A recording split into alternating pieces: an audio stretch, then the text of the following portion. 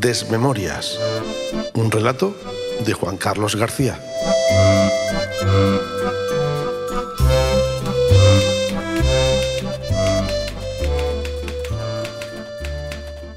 No encontraba el momento de sentarme al teclado para contarles las tantísimas historias que tengo pendientes antes de que la memoria, frágil, esquiva y a veces traicionera, empiece a serme infiel y me juegue una mala pasada.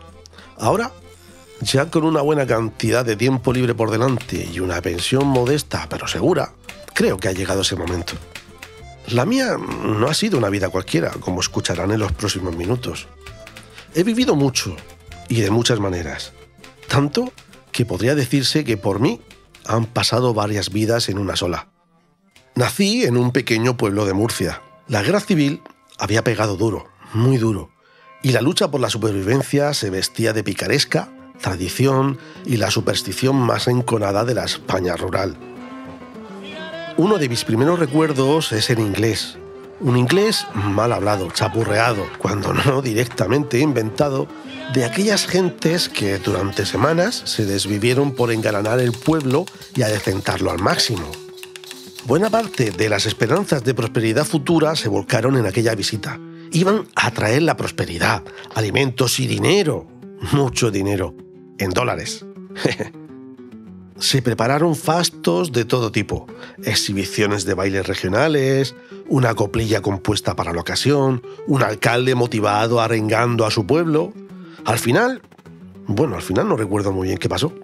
Solo retengo la imagen de decepción estupefacta de las caras de mis convecinos adultos. Como era preciso aportar algo a la precaria economía familiar, pronto empecé a ayudar modestamente gracias a Alfredo, el que por entonces era proyeccionista del Cine Rex, quien me acogió como ayudante en su trabajo. Ahí empecé a amar el cine, un cine en blanco y negro, con películas mutiladas y sin besos. Fueron los mejores años de mi vida. Dinero ganaba poco, pero películas las veía todas. No terminó del todo bien la cosa, porque, el celuloide es muy inflamable y, en fin, esa parte de la historia no me apetece tanto recordarla.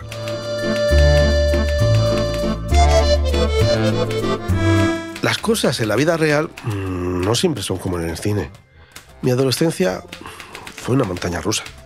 Y permítanme que les dé un consejo. No se fíen nunca de un mentor oriental con apariencia de sabio rebosante de bonomía. En el colegio se metían conmigo y... por entonces las cosas se resolvían de otra manera. Miyagi se llamaba el tipo. Puedes mirarlo, puedes luchar, me dijo el tipo. Y yo, que lo tengo todo y encima soy miope, pensé que lo de mirar quizá no se me iba a dar bien y aquello de luchar, pues daba mejor. Al menos el tipo parecía saber de lo que hablaba. Luchar, no sé, pero no se imaginan cómo le dejé la casa a aquel desgraciado a base de pulir cera. Cierto es que luego el que me pegaba en el cole se llevó lo suyo. Pero yo creo que fue más por la mala leche que fui acumulando a base de sumar una reparación tras otra en la casa del japonés de las narices. Cuando el mamón acosador se me puso delante, me imaginé pasando los meses de verano adecentando la casa del japo. Y de pura rabia le metí una patada entre ceja a ceja al matón de barrio que lo dejé en el sitio al tío. Y sí, aquello impresionó a la chica. Siempre hay una chica. Y esa fue también mi primera vez en lides amatorias. Para ayudarme a impresionarla, pues había puesto el listón muy alto con aquello de la escena de la patadita del aguilucho.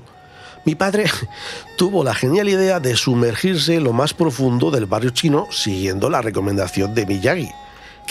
Que ya es raro que un japonés te recomiende algún tipo de trato con un chino, oye.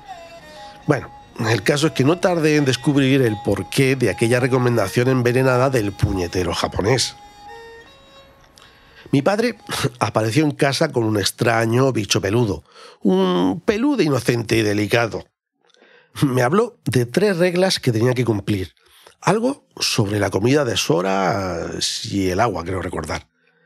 Pero yo estaba pensando más en la lujuriosa noche que me esperaba y, no presté mucha atención. En fin, para no extenderme mucho más, aquello tampoco terminó demasiado bien y la ciudad se llenó de pequeños terroristas peludos. Para arreglar el desaguisado, mi padre me dijo que hasta ahí habíamos llegado, al menos yo, y que ya era hora de que me buscara un trabajo de verdad, siquiera fuera algo para salir adelante aquel verano, mientras tanto el RES permanecía cerrado en los meses más calurosos del año, que por entonces el aire acondicionado era un lujo desconocido por estas latitudes, oye. Mentí en la entrevista de trabajo y afirmé que contaba con varios años de experiencia como vigilante de playa. Nadie se molestó en verificar el dato ni en comprobar si yo, en la playa, había vigilado algo que no fueran las suecas y alemanas que por aquel entonces paseaban sus rubias cabelleras y blancas pieles por el litoral de la Costa Cálida. Además, aquel trabajo se podía complementar a la perfección con el que tenía por las noches en un club cercano.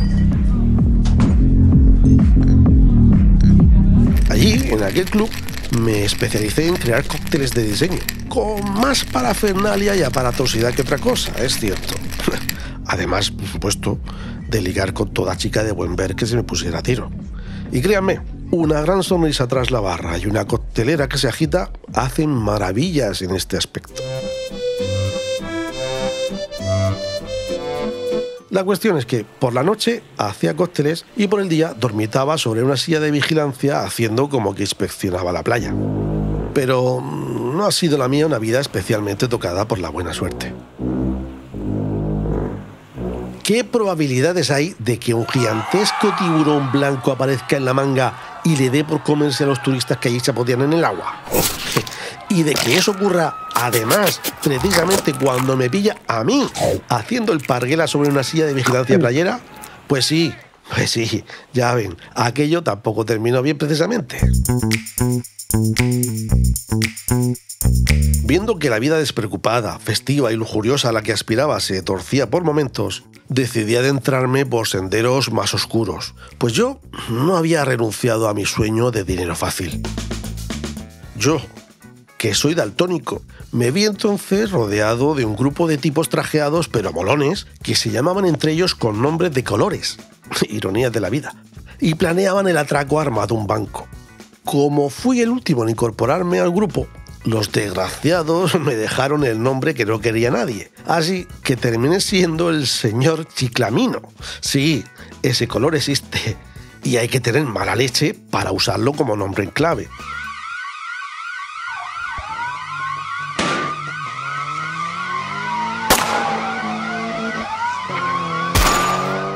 Y no, tampoco aquella historia terminó bien.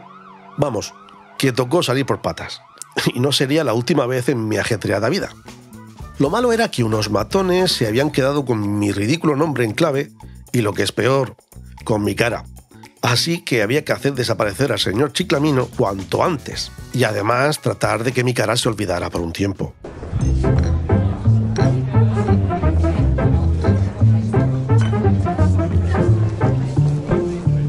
Sé que decir eso de que una cosa llevó a la otra está muy manido, pero no sé si se lo van a creer.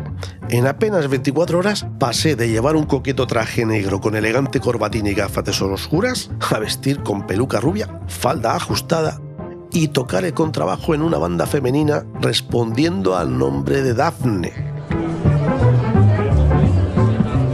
Fue una historia extraña aquella, aunque terminó bien, o no tanto, según se mire, porque un excéntrico millonario se emperró en casarse conmigo.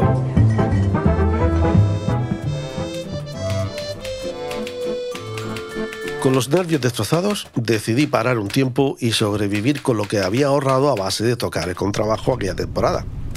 En paro, pero sin demasiados sobresaltos, dejaba pasar las horas entre el tedio y la desesperanza.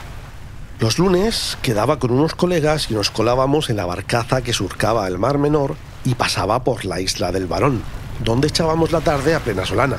Algo llevadero, pues aún faltaba para los infernales meses de sol veraniego y turistas. La verdad es que no pasaba un buen momento. Ya no me interesaba ni la música. Estaba para tomar un camino, que es lo que habría dicho mi madre. Y no sé qué habría llegado a pasar. Pero entonces apareció aquella chica, la que se estrelló con la moto.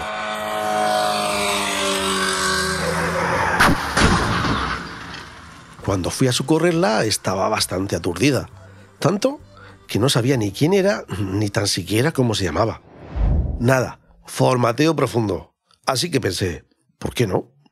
¿Y si era un mensaje del destino? Reseteé y me monté una historia paralela con ella.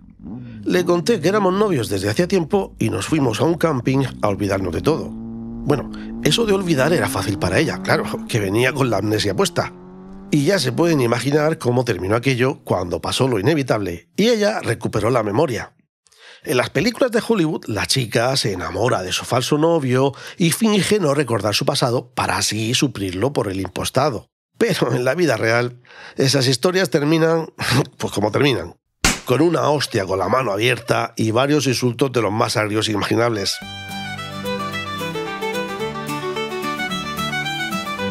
Mis siguientes historias de amor pues tampoco fueron demasiado bien encaminadas. Me enamoré hasta las trancas de una chica gallega. Una gallega muy gallega, al menos su padre. Un tipo con una mala leche tremenda y con ínfulas independentistas. El hombre no solo estaba convencido de la bondad de una Galicia independiente, sino que sostenía, con la vena del cuello hinchada, que Portugal debía ser provincia. La Galicia del Sur, decía. Y ahí me tienen a mí tratando de agradar a mi proyecto de suegro hablando portuñol. Pues la chica no paraba de preguntarme qué leches era eso que intentaba hablar, porque ni el habla ni el acento eran gallego ni español. Vamos, un desastre. Parecía que aquella historia terminaría mejor que las anteriores. Al fin y al cabo, ella era una chica bien, de buena familia pese a los delirios independentistas paternos. Y se concertó boda. ¿Y para qué están los amigotes sino para reventarle a uno la boda? Que si cómo te vas a casar sin una buena despedida de soltero, que si deja que nosotros nos encargamos. El caso es que la cosa se fue un poco de control. El anillo de compromiso terminó en lo más profundo del ano de una prostituta. Y yo, recorriendo con aquellos impresentables todos los prostíbulos de la zona. Y con una bolsa de farlopa sazonando hasta el último rincón del habitáculo del coche, pasajeros incluidos.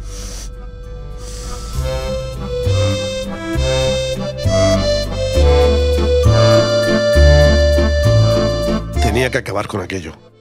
Necesitaba una vida tranquila, rutinaria incluso, con la que templar mis desquiciados nervios y sentir un halo de normalidad durante cada día. Un trabajo de oficinista, un empleo gris para una vida gris.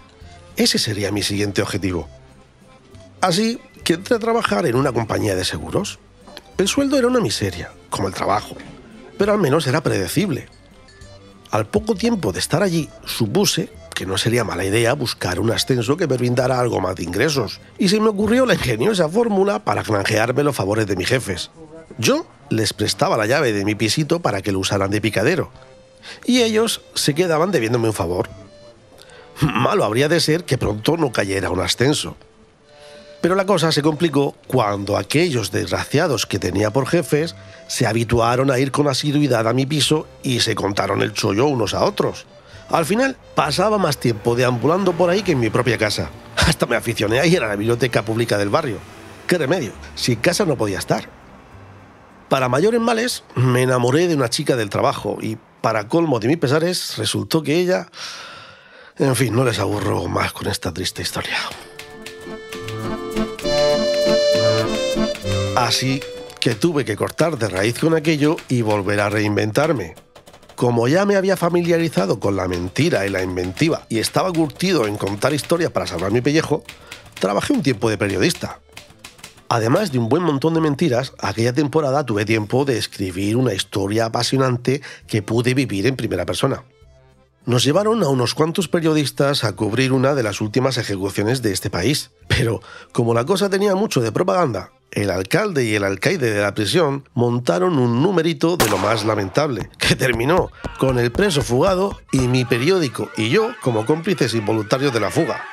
Bueno, al menos aquello dio para unas cuantas risas. También hubo momentos honorables. No se piensen que el periodismo es solo mentir, manipular y maquillar. Gracias a la ayuda de un alto cargo de una agencia secreta del gobierno, un compañero y yo tuvimos acceso a la información privilegiada sobre unos asuntos turbios de espionaje. Una cosa de espionaje electoral que afectaba al equipo del entonces presidente del gobierno, nada más y nada menos. Al final, el muy miserable y zoquete, porque aquella operación de espionaje fue bastante torpe, tuvo que dimitir y nosotros nos colgamos la medalla de adalides del periodismo de investigación. No todo iba a ser miseria moral en mi atormentada vida, ¿no? Henchido de orgullo por el deber cumplido y aunque ya un poco a vuelta de todo, decidí dedicarme a la investigación criminal. Esta vez del lado de los buenos, o de los no tan malos, porque en esto de lo noir nunca está claro que exista un bien puro. Monté una agencia de detectives privados. Bueno, no sé por qué lo digo en plural, porque yo trabajaba solo, más allá de la ayuda de una secretaria que cogía el teléfono y entretenía a los clientes cuando yo estaba en el bar olvidando las penas. En uno de los casos que viví como detective, una bella dama me llevó tras la pista de la supuesta huida de su hermana, cuando en realidad lo que ella y unos cuantos más buscaban era una antigua estatuilla de un águila siciliana, cuyo valor, por lo visto, radicaba más en los sueños de aquella gente que en el material del que estaba hecha. Sin embargo, aquellos casos fueron un juego de niños comparados con el último que tuve entre manos antes de abandonar aquella profesión, y resultó más duro de lo que yo era capaz de imaginar. Para su proyecto final de posgrado, Ángela estaba investigando sobre cine. Cine violento, me dijo. Bueno, eso entendí yo. Arte, al fin y al cabo. Pero resultó que cuando ella se refería a violento, no hablaba de actores, guiones e interpretaciones extremas. No. Hablaba de crímenes reales, con saña, grabados en vídeo para satisfacción de una oscura y depravada vocación, de un submundo que yo no había imaginado que pudiera existir. Demasiado, incluso para mí. Para esas alturas de mi vida, la robótica y la inteligencia artificial ya acampaban a sus anchas, así que acepté firmar con una subcontrata especial de la policía, una unidad secreta. Los robots humanoides empezaron como una extravagancia de los chinos, siempre queriendo sacar pecho de sus inventitos tecnológicos. Pero la cosa ya se había ido de madre, y algunos de estos engendros habían empezado a tomar decisiones por su cuenta. Se trataba de sacarlos del mercado. Contado así, parecería que había que cambiar lavadoras defectuosas por otras funcionales. Pero la cosa no era tan fácil. Los robotitos de las narices ya eran capaces de hablarte y contarte historias como si las hubieran vivido de verdad. Sobre el papel, el test Bootcamp era una buena herramienta para detectar a estos outsiders de lo humano, aunque, conociendo a muchos de los supuestamente genuinos humanos, no tengo claro que estos merecieran más el calificativo que aquellos. Ese asunto me dejó un poco tocado, empapado como lágrimas que ven llover, y decidí que aquello tampoco era para mí. Decidí probar en el mundo del deporte casi por casualidad, por culpa de mi amigo Roque. El muy gorrón se había acoplado en mi casa y yo ya no sabía cómo quitármelo de encima. Recordé que el tipo había dicho ser muy bueno boxeando en su momento, y el boxeo se había vuelto a poner de moda. Medio en broma, medio en serio, terminé convertido en su entrenador y manager. ¿Por qué no habría de ser Roque el próximo campeón del cuadrilátero?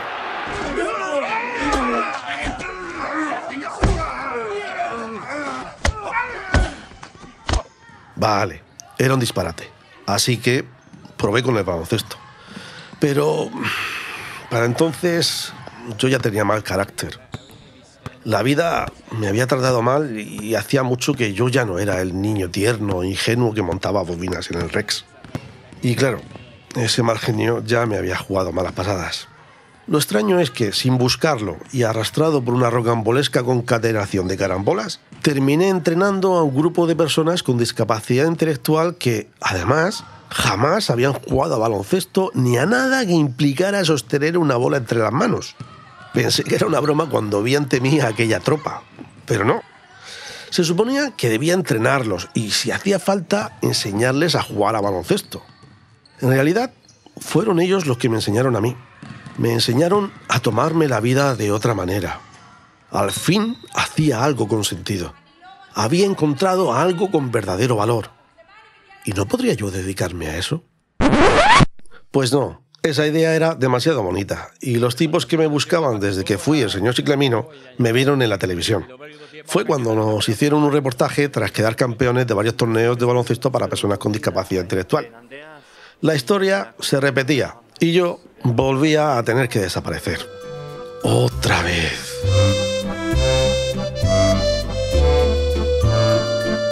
Me fui lejos, a la España profunda. Vagué durante un tiempo de pueblo en pueblo y terminé en un extraño lugar de la Sierra de Albacete. El día que aparecí allí parecía no haber nadie, pero no, estaban todos en misa. Con eso ya les digo un poco cómo era la cosa. Eso sí, aquí son muy demócratas. Hasta el papel de puta se asigna por votación y todos son contingentes salvo el alcalde. No es muy normal el sitio, eso es cierto. En la huerta cercana crecen señores. Otro tipo anda obsesionado con sacarse la chorra. Y yo, pues aquí sigo. Y aquí espero quedarme el resto de los días que me toque vivir. Las gentes tienen costumbres tan extrañas y absurdas que, en realidad, todos son compatibles entre sí.